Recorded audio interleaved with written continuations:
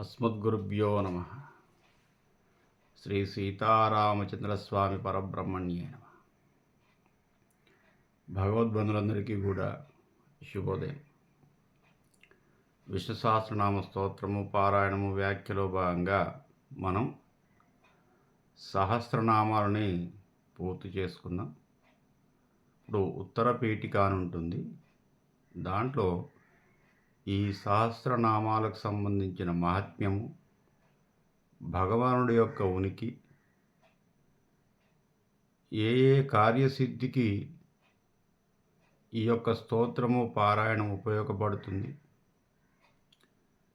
తర్వాత వ్యాసుడి యొక్క అభిప్రాయము, పరమశివుడి యొక్క అభిప్రాయము, పార్వతీదేవి యొక్క అభిప్రాయము, బ్రహ్మదేవుడి యొక్క అభిప్రాయం, వీళ్ళందరూ కూడా విచ్చేస్తారు.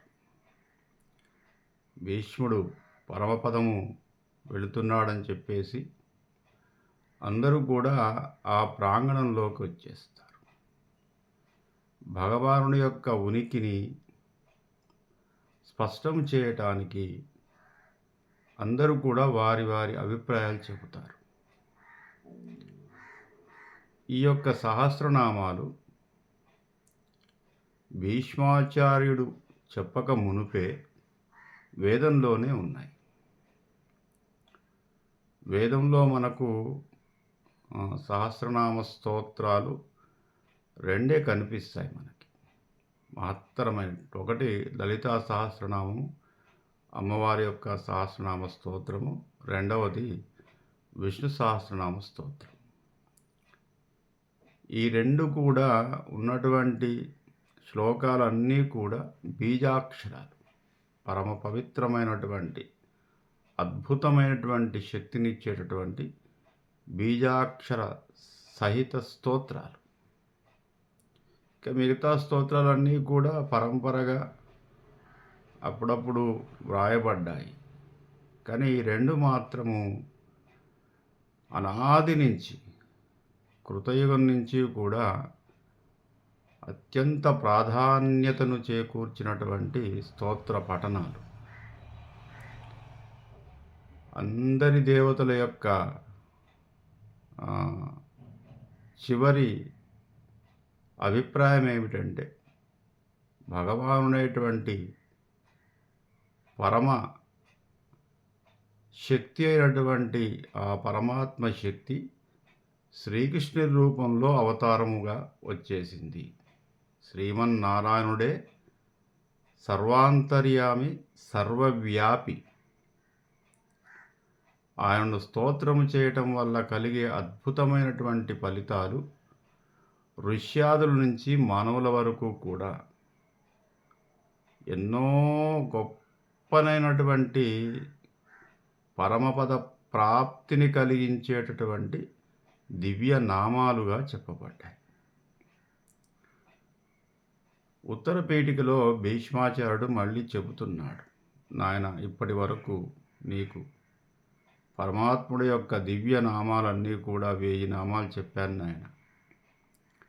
ఈ సహస్రనామాలన్నీ కూడా పఠింపదగినవి, వినదగినవి, కీర్తింపదగినవి అని చెబుతూ ధర్మరాజుతో అంటున్నాడు మళ్ళీ, ఇతీదం కీర్తనీయస్య కేశవస్య మహాత్మనః నామ్నాం సహస్రం దివ్యానాం అశేషేణ ప్రకీర్తితం. ఇతీదం కీర్తనీయస్య, నాయన, పరమాత్మకు సంబంధించినటువంటి కేశవుడైనటువంటి శ్రీ మహావిష్ణువు యొక్క దివ్య నామాలన్నీ కూడా నీకు చెప్పాను నాయన. కేశవస్య మహాత్మనః, ఎవరయ్యా కేశవుడు అంటే, ఇదిగో కనిపిస్తున్నటువంటి శ్రీకృష్ణ పరమాత్మనే అట్టి కేశవుడు. నామ్నాం సహస్రం దివ్యానాం, దివ్యమైనటువంటి సహస్రనామాలన్నీ కూడా నీకు చెప్పాను నాయన. అశేషేణ ప్రకీర్తితం, కీర్తింపదగినటువంటి వాడు, ధ్యానము చేయటానికి అనువైనటువంటి వాడు, ధ్యానమాత్రము చేత తన యొక్క కృపను కటాక్షించేవాడైనటువంటి కేశవుడి యొక్క దివ్య నామాలన్నీ కూడా నీకు చెప్పడం జరిగింది నాయన.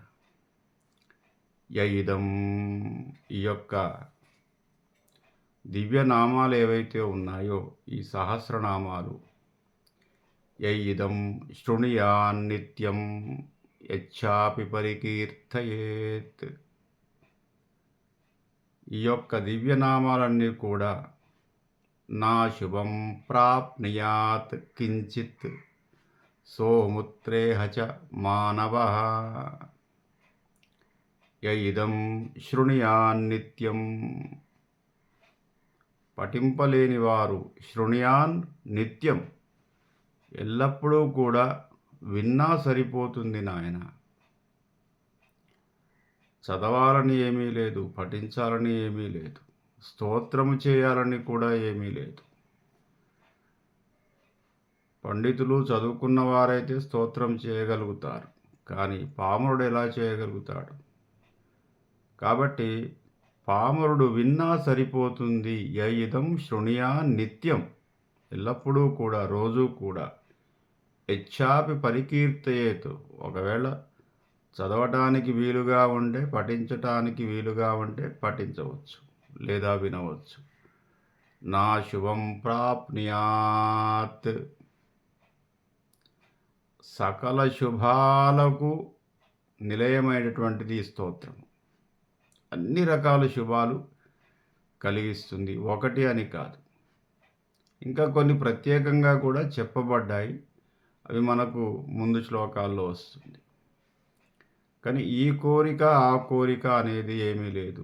కాకపోతే శుభమైనటువంటిది కోరికై ఉండాలి, ధర్మబద్ధంగా ధర్మయుతంగా ఉండాలి కోరిక.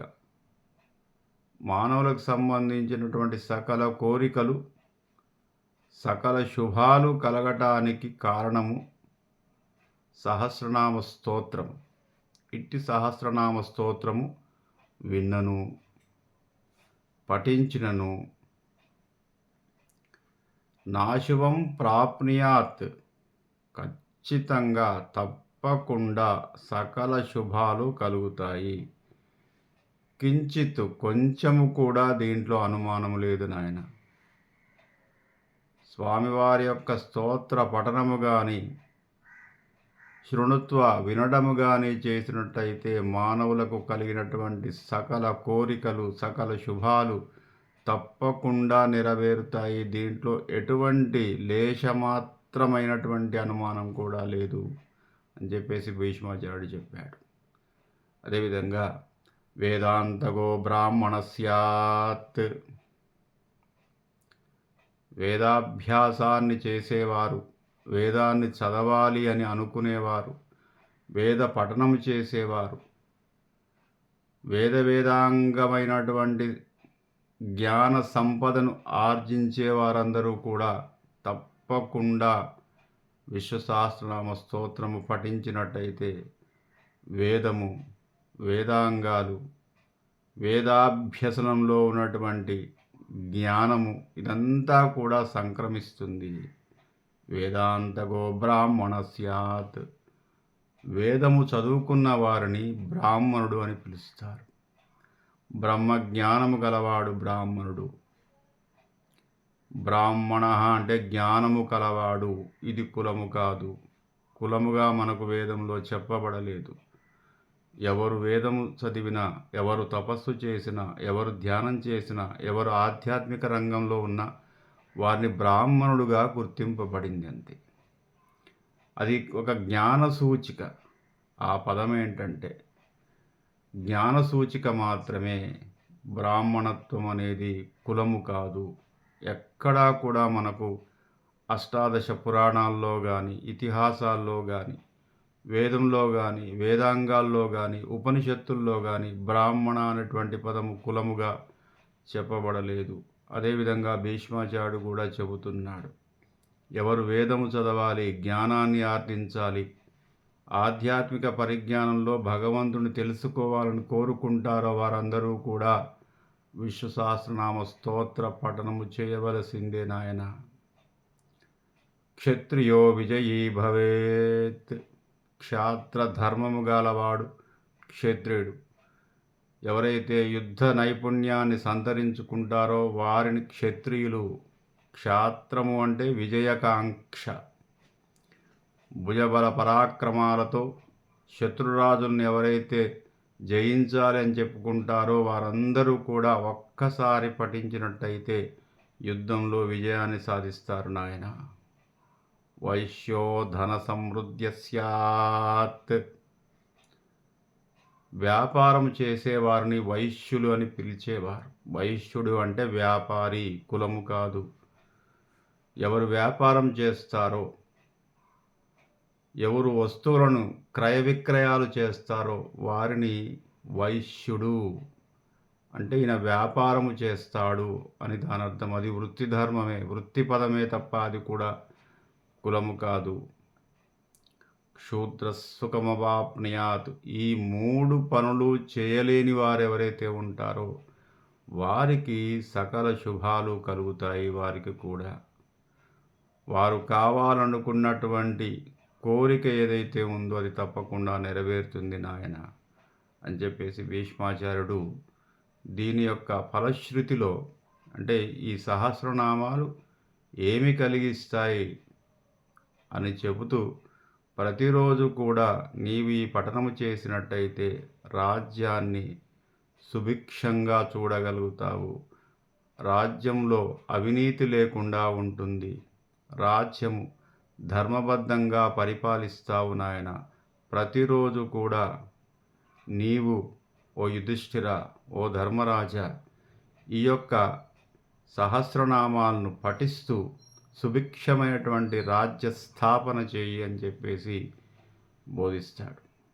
మిగతా భాగాన్ని రేపటి నుంచి మనం చూద్దాం. స్వస్తి ప్రజాభ్య.